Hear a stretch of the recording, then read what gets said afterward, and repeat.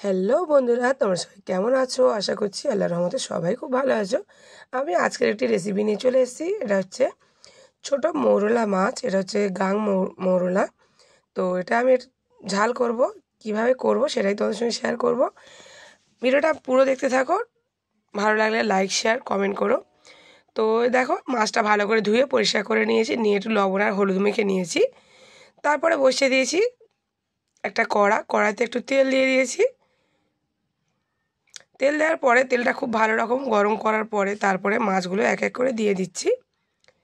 মাছগুলো এইভাবে একটু হালকা নাড়াচাড়া করে একটু সাঁতলে নেব, একটু হালকা ভেজে নেব। কারণ এটা বেশি কড়া করে ভাজবো না, বেশি কড়া করে ভাজলে ভালো লাগবে না। এটা হচ্ছে গাঙের মাছ, তো তা হালকা ভাজলেই ভালো লাগবে। তো এটা খেতে খুবই সুন্দর হয়েছিল। পুরো ভিডিওটা দেখতে থাকো, না টেনে টেনে। আশা করছি ভালো লাগবে। ভালো লাগলে লাইক শেয়ার কমেন্ট করে দিও প্লিজ। তো এই দেখো বন্ধুরা, মাছগুলো তুলে নিয়েছি হালকা ভেজে, তারপরে একটা প্যান বসিয়ে দিয়েছি। তারপরে প্যান বসিয়ে দিয়ে আবার একটু তেল দিয়ে পেঁয়াজ দিয়েছি। দুটো বড় সাইজের পেঁয়াজ দিয়েছি, বড় বলতে দুটো প্রায় 150-200 মতো ওজন হবে। তো সেরকম পেঁয়াজ দিয়েছি, একটু পেঁয়াজটা বেশি দেব। তো পরিমাণ মতো একটু লবণ দিয়ে দিলাম, দিয়ে আবারও খানিকক্ষণ নাড়াচাড়া করলাম। একটু নাড়াচাড়া করে নেব, পেঁয়াজটা একটু নরম হয়ে যাবে। পেঁয়াজটা কিন্তু একটু ভাজা ভাজা করব না, এরকম কাঁচা কাঁচাই থাকবে। তো তার উপরেই মশলাগুলো দেবো এক এক করে। দিয়ে দিলাম কাঁচা লঙ্কা চেলা করে বেশ খানিকটা। তো নোনা নোনা মাছ যেহেতু, তো কাঁচা লঙ্কা বেশি একটু দিলে ভালো লাগবে।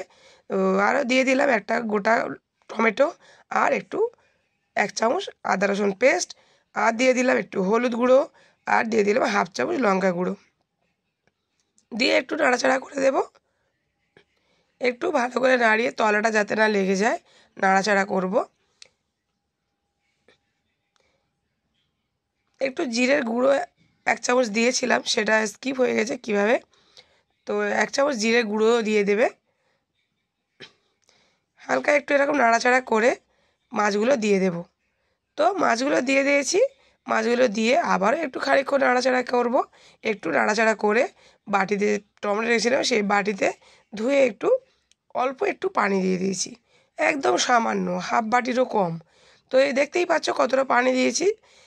এইভাবেই তোমরা দিও, অল্প করে শুধু পানি দিতে হবে। তো দিয়েই ঢাকাটা বন্ধ করে দিলাম। কিছুক্ষণ পরে 2-3 মিনিট পরে ঢাকাটা খুলে দেখলাম সাইড থেকে একটু একটু পানি বার হয়েছে। তো আবার একটু নাড়াচাড়া করে দিলাম। এই দেখো, দেখতেই পাচ্ছ, দেখেই বুঝতে পারছো কেমনটা হয়েছে। তো দারুণ লোভনীয় হয়েছে, খুব সুন্দর হয়েছে। তো আর এই দেখো, এইভাবে বন্ধুরা তোমরা করে দেখবে। আশা করছি ভালো লাগবে। ভালো লাগলে আমাকে কমেন্ট করে জানাবে কেমন হয়েছে। নিশ্চয়ই আমাদের ভালো লেগেছে, নিশ্চয়ই তোমাদেরও ভালো লাগবে।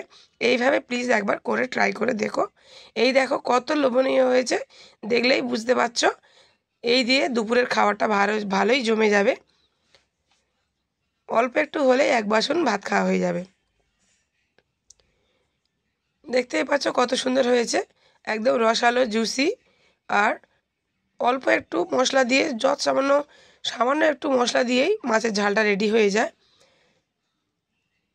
তো প্লিজ বন্ধুরা তোমরা একবার এরকম করে দেখো। তো আজকের ভিডিওটা এই পর্যন্ত, আবার পরে ভিডিও নিয়ে ফিরে আসবো। আল্লাহ হাফেজ।